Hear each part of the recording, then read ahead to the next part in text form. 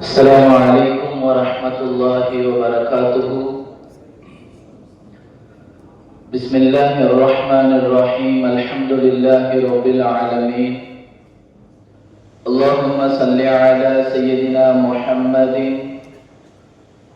وعلى آل سيدنا محمد وبارك وسلم. سبحانك لا علم لنا إلا ما علمتنا إنك أنت العليم الحكيم. قال نبينا رسول الله صلى الله عليه وسلم: العلماء ورثة الأنبياء أو كما قال عليه الصلاة والسلام. அருள் கொடுத்து பொருள் கொடுத்து அறிவமுதமாய் கல்வி அளித்த வல்லோன் அல்லாஹ்விற்கு எல்லா புகழும். சலாத்தும் சலாமும் அருமை நபிகள் நாயகம் முஹம்மதுர் ரசூலுல்லாஹ்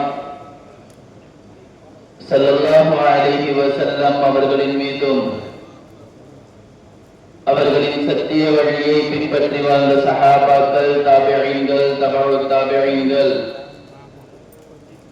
ஷுஹதாக்கள், நாதாக்கள், நல்லோர்கள், ஆன்றோர்கள், சான்றோர்கள், பெற்றோர்கள், பெரியோர்கள் என சங்கைக்குரிய இச்சபையிலே சங்கமித்திருக்கும் பெருமதிப்பிற்கும் உரிய உஸ்தாதுமார்கள், உலமாக்கள்,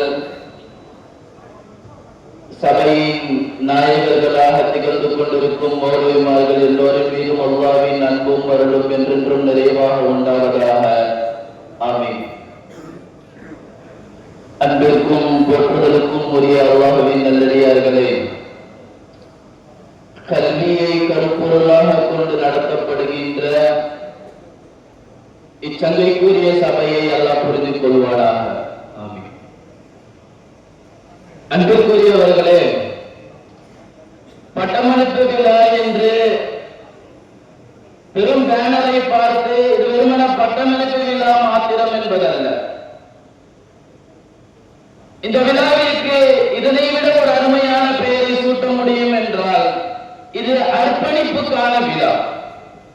இந்த சமூகத்திற்கு சில நபர்களை அர்ப்பணிப்பு செய்வதற்கும் அந்த அர்ப்பணிப்புக்கு பின்னால் இருக்கும் மிகச்சிறந்த பெருமக்களை போற்றுவதற்குமான விழாவாக இருக்கிறது.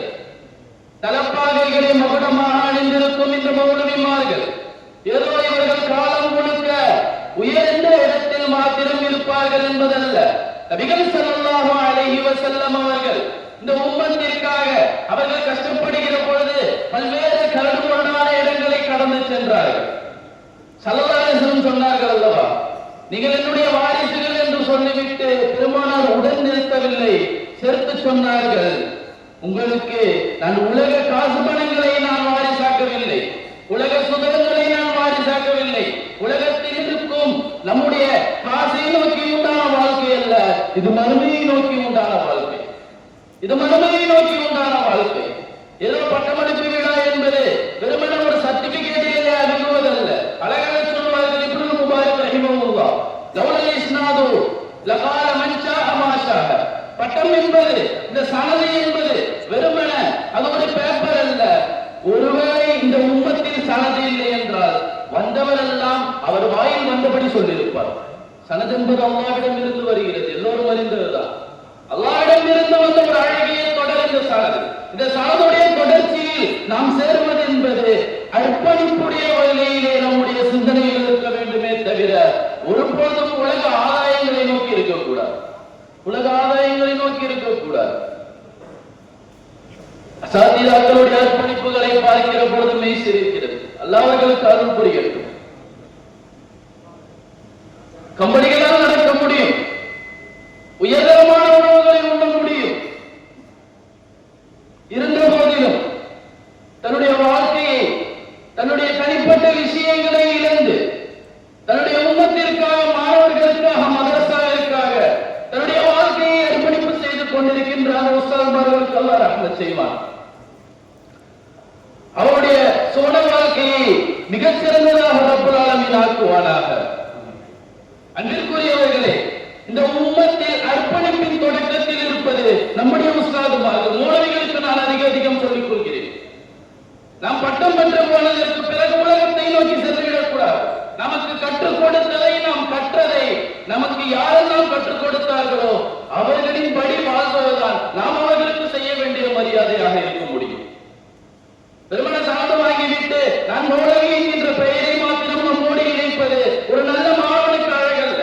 அவர்கள் நினைத்திருந்தால், நம்முடைய அசாத்திராக்கள் நினைத்திருந்தால் எத்தனையோ வழிகளில் சென்றிருக்க முடியும். இருந்த போதிலும் நமக்காக நம்முடைய வாழ்க்கையை, அவர்களுடைய வாழ்க்கையை திறந்தவர்கள் நம்முடைய அசாத்திராக்கள்.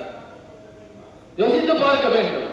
அதே மறுபக்கம் என்னுடைய பிள்ளை எந்த வழியில் வேண்டுமானாலும் செல்ல முடியும் என்று இருந்த போதிலும், உலக ஆசைகளை நோக்கி அவர்களுடைய மனங்கள் இருந்த போதிலும், பிள்ளையை உம்மத்திற்காக தியாகம் செய்தவர்கள் உங்களுடைய பெற்றோர்கள்.